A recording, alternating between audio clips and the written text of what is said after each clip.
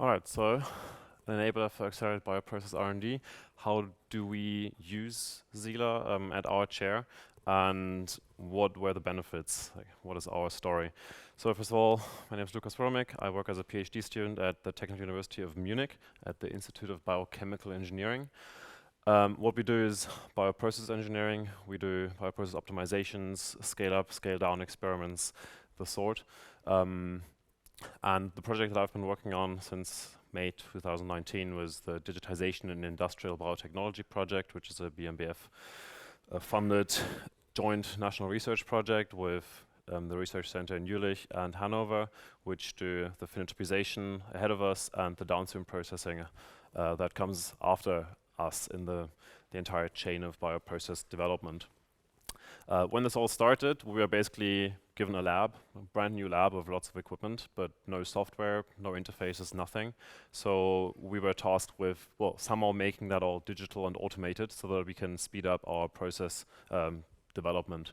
So we had about 8-9 devices. We had no software whatsoever except, well, the vendor software that was focused on that particular device. But if you want to hook up these devices so that they work together, well, you can, well, in industry, I guess, just go to the vendor and ask them to do that integration for you. At universities, that usually is not the case because you're on a very low budget, and if things weren't budgeted ahead of time, you're not going to get the money afterwards. And on top of that, those setups change. Not maybe every week, but every month, but definitely every year. So you always have to keep things flexible. And if you have fixed integrations into a certain software, well, that integration might have been for nothing the year after, or if another PhD student comes around with a new software and so on.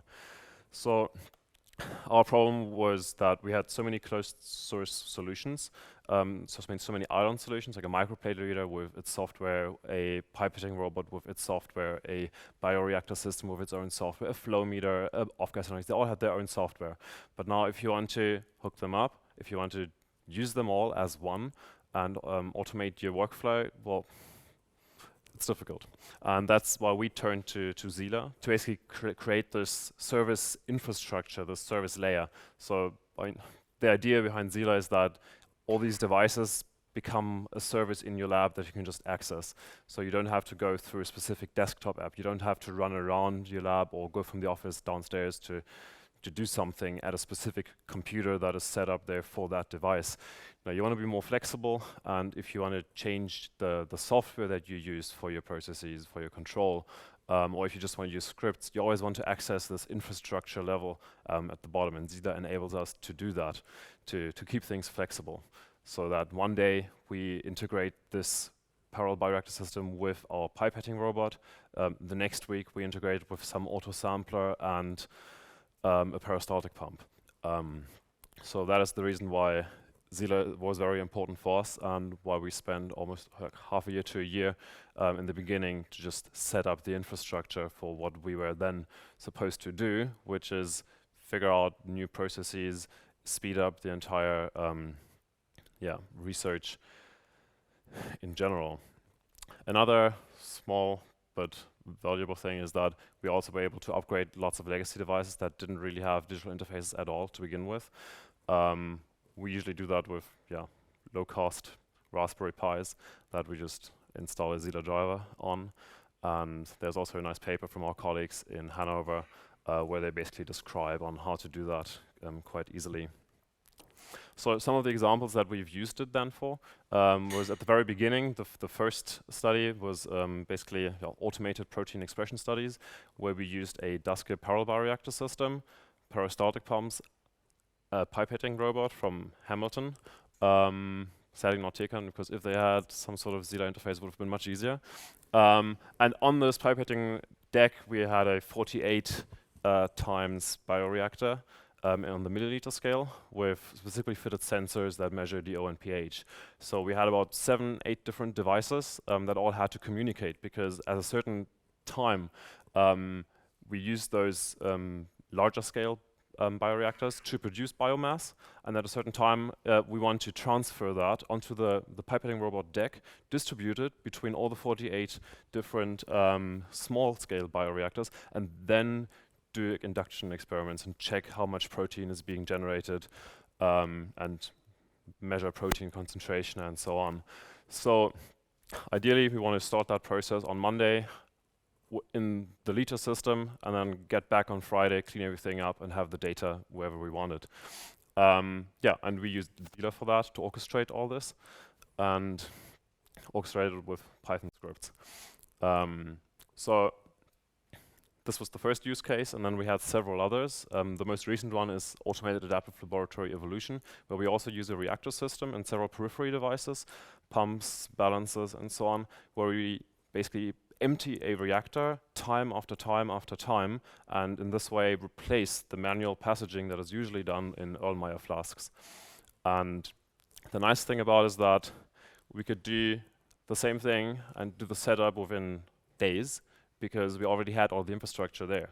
So we could recycle our SiLA driver for the dust-skip parallel bioreactor system. We could recycle the peristaltic pumps, the drivers. So we didn't have to spend money on a second integration again.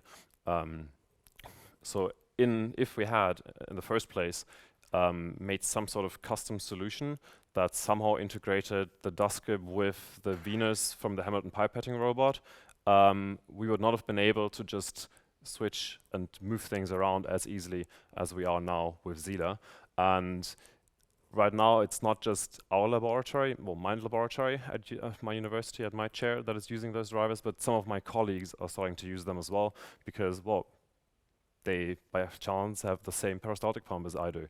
They have the same blue-berry off-gas analysis, and now they don't have to do their own integrations anymore themselves, because they can just rely on the drivers that I wrote, which saves a lot of time. And since we have a lot of turnover, so usually we stay for 3.5 years, a lot of knowledge is lost, and usually a PhD student has to, well, get that knowledge in as quickly as possible, but they spend a lot of time doing so, and a lot of knowledge is lost in the process because it's not transferred properly. So now with this repository that we have, we can just access those and reuse them over and over again, and just be done with this entire integration hassle. Yeah, so further advantages that we now have is we can access our devices from a single source.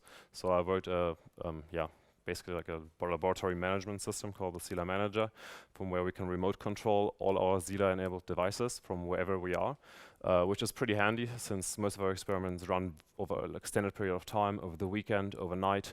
And the longer these experiments run, the less you want something to go wrong. So sometimes you have, I don't know, sleepless nights. I even installed a camera at some point in my lab so I could look at my reactors. I had a Slack bot sending me notifications if things were out of bounds. So I got woken up in the middle of the night telling me something is off. So then I could just log in and adjust the set points, restart a stirrer, start pumping my reactor empty and refilling it again. So I could do that manually as well and intervene in case something went wrong. So that was pretty handy. Furthermore, we built in a scripting environment in Python, so we run our scripts through that as well. So we always know if something failed, we do get some sort of notification and some feedback. And on top of that, it's not just the control part, but with the stuff that I wrote, enabled by SiLA in a way, it's now possible to do data acquisition without writing a single line of code, because you can just select the device, you can select the feature, the function, and if it's an observable, you just subscribe to it, and it's being stored in a database. And if it's just a command, you can, for example, set an interval at what time it's being polled and do long polling. And then in our case, we set up a database where it's all just being pushed to, and like that, we just have an interface, a dashboard, where we can access all the data from all those different devices, which we previously had to collect running around with USB sticks. So especially for the analysis part afterwards, it's so much nicer, because you just have a whole batch of data and you download it at once, and you can immediately import it in Pandas, in Python, in Jupyter, and start your analyses, and you don't have to kind of harmonize those different data sets. Yeah, so that's also an advantage that we have now due to SiLA. So even students that don't know how to code, that don't know how to integrate some device, they can just select it and push the data where they want it. and then download it there as a CSV file, or just directly access it with a client in Python or whatever language they are knowledgeable in. So the good thing about SiLA is that it provides the specification, but to fully leverage it, you need all the tools, not just the reference implementations, but ideally also like other tools like like device management solutions, like the one that I've built. A solution that like shows you how many devices you have, what their current status is, what the logs of the servers are, and so on and so on. Maybe even a tool that supplies you with insights on usage, how often these devices are used, how often certain functions are called. That would be quite handy to have. And yeah, on top of that, what we are currently trying to do is also move all the software we wrote for SiLA completely into the cloud, so that we don't host that on premise anymore, because most of the people that we have, well, they don't really know how to maintain these things, and if something goes wrong, they don't really know how to, and if the disk space runs low, then the data is lost, and that sort of thing. So we're currently trying to look at that, and to enable that approach, we also rely on like reliable, robust edge gateways, for example. So we were looking at it half a year or a year ago, and then it didn't work because it wasn't possible with the edge gateway back then, and now we're gonna try again. Yeah, and on top of that, since we're a university, we always need open access, open source access. That's pretty important for us.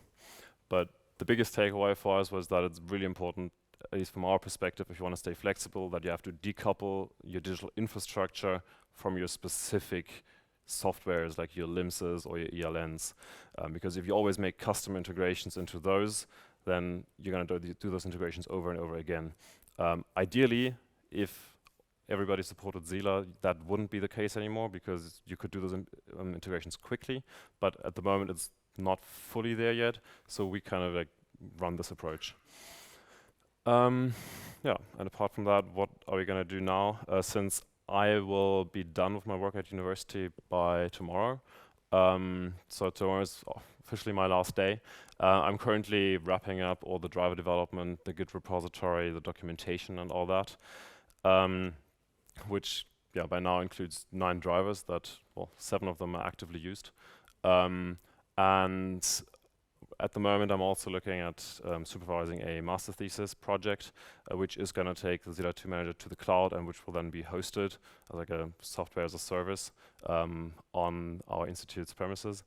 And yeah, as of Monday, I will be at UniteLabs, and what we're going to do there, stay tuned. So, thank you very much.